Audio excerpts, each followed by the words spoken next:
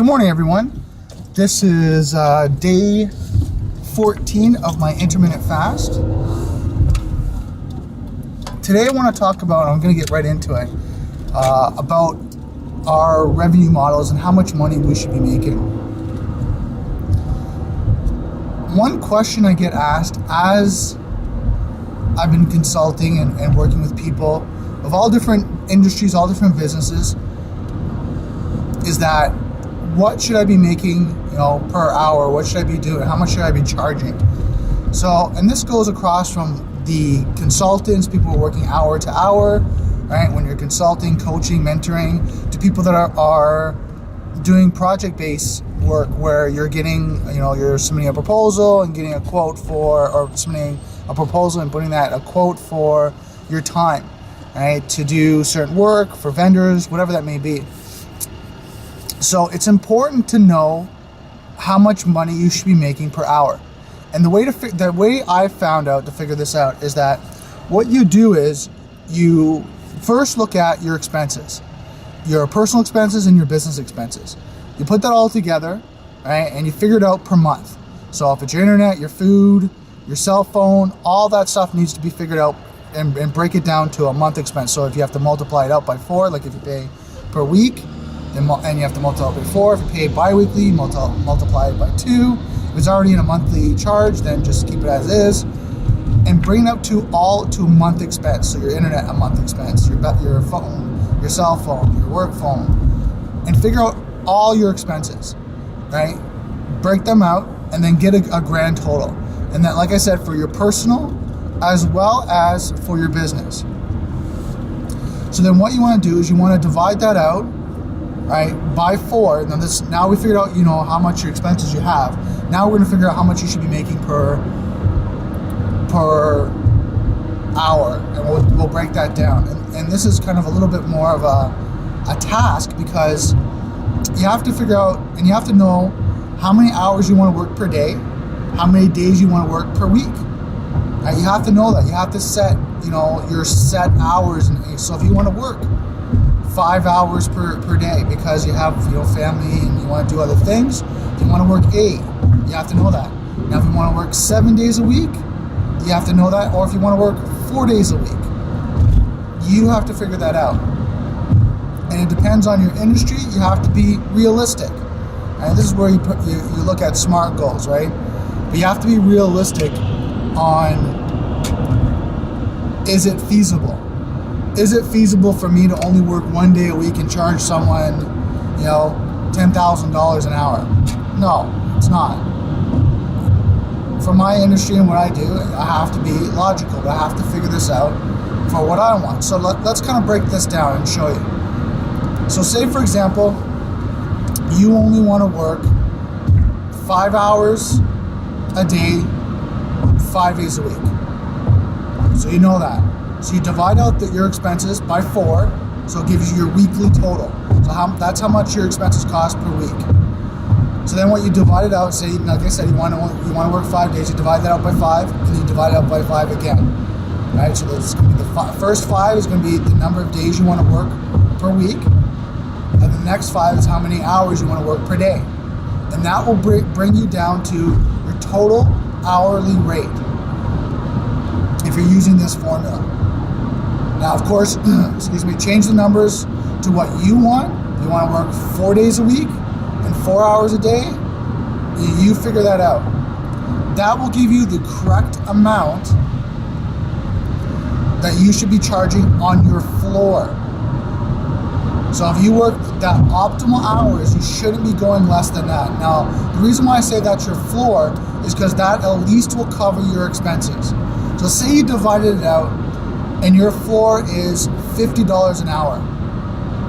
When you negotiate, when you're working with clients, that is like your friends and family rate that you know that it's going to cover your costs for your expenses. If you go below that, you are literally paying to work. Now I want you to understand that. The biggest mistake I've made, I've heard other people make, is they negotiate their rate too low and they end up not making enough money to survive. That's why this formula is so key, to figure out the proper rate that you need to be using in your business. And that's why when you sit there and you look at people that own their own business but are still struggling because they're not making enough money, this is the number one, if not number two factor in their business, is they're not charging enough. And I'll talk about the psychology of, negotiating and charging later. You gotta have the system down. You gotta have this revenue model down that you're charging the right amount. And it's so important because, we have to make enough money to survive and live. Right now, of course, if you're living past your means, there's a little bit of a waiver. If you're living past your means and you're always buying toys and you're out buying too many things, in the sense of you're buying clothes every day, you're just extravagant, then you might need to cut back until your business grows where you can do that, right? If you're first starting out, especially if you're struggling. If you're struggling as a business and you're not making enough money, cut back on your expenses in the sense that of the extra expenses, clothes, eating out all the time, make your own food, things that you need to cut back and be a little bit more smarter about until that revenue comes in.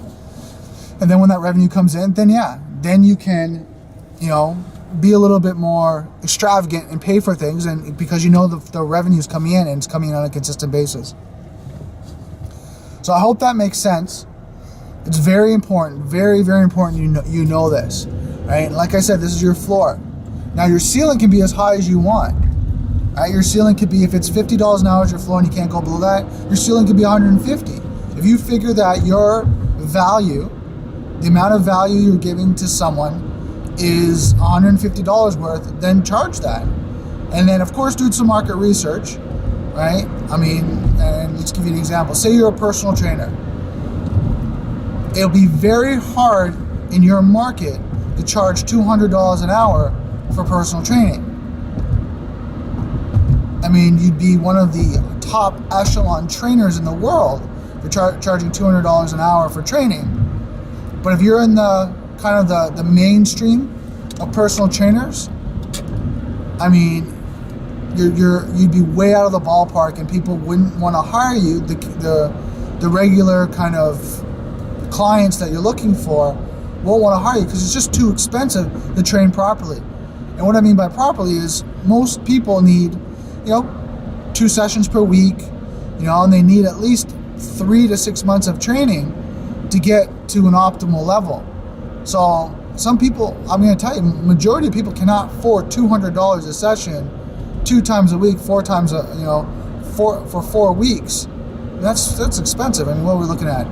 $400 times 4. All right, so you're looking at what? 1,600? 4, 8. No, 4, 8, 12. Yeah, $1,600 a month in training alone. It's pretty expensive. So, for some reason that number is not sitting right. 4, 8, 12, 16. Yeah, that's right. So you got to think about that in your industry too. So it's all this kind of research and figuring out your numbers that will give you the value that you need to be able to enjoy what you do. That's why, like right now, the rate that I charge, I'm able to do the things I need to by working with clients, going to consultations, enjoying myself because I've set up the right rate for me. And as I get busier, I take on more services, have more staff, that rate increases, of course. But I always make sure that my floor is covered. Right? I don't go below that. And for me personally, I always add another 20 to 25% minimum to that rate. So if it, say for example, my rate say $100, I add at least 25 to 30% more. Now right now for an hourly rate, I'm charging, you can see on my website, I charge $185 an hour. The reason why is I know the value of what I'm giving is huge, right? It's huge for clients, and I'm staying in that market value for consultants that of my caliber, right? It's $185, and I'm consulting with people, and that's working.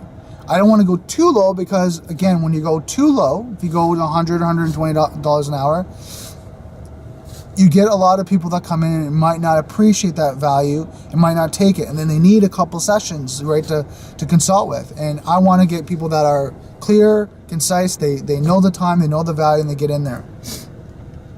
So what I want you to do, this is your homework. And I'm going to start giving you guys some homework. I want you to figure out your rate. I want you to come up with your hourly rate. And then I don't need to know your expenses. I don't need to know all that. What I'd like you to do is comment below this video what your hourly rate is. And then just tell me why. I want to hear your why. My hourly rate is because I have 15 years experience. My hourly rate is because I'm certified in all these different, systems. Whatever that hourly rate is, I want you to tell me, and I want you to prove to me why, because that is going to be part of your negotiation later. And you got to get comfortable with it. You got to be comfortable with saying, I charge this amount of money. I charge $184 because I have X amount of experience. I've worked with, some of the leading people in the industries that you might be coming to me with. So you gotta be comfortable to say that, and you gotta be very secure that if someone says no, that's okay too. So guys, I'd like to thank you for watching the video. Don't forget to subscribe, and I'll talk to you tomorrow.